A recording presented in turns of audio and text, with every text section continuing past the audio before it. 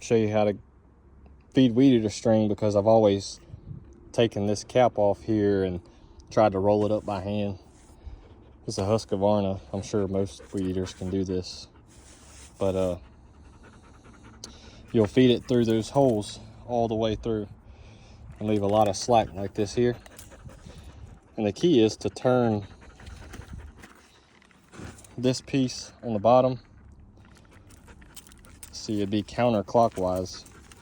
So last time I did this, it's kind of tight, but we'll see if I can twist it on here. So see what happens.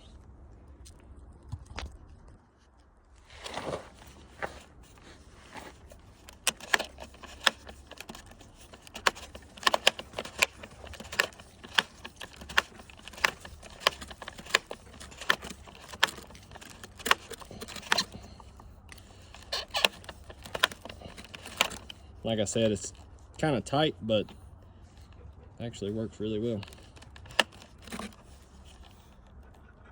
And look at that. I mean, that's dead on. No rolling it on there and trying to feed it through these holes and popping it back in. Makes it a lot easier.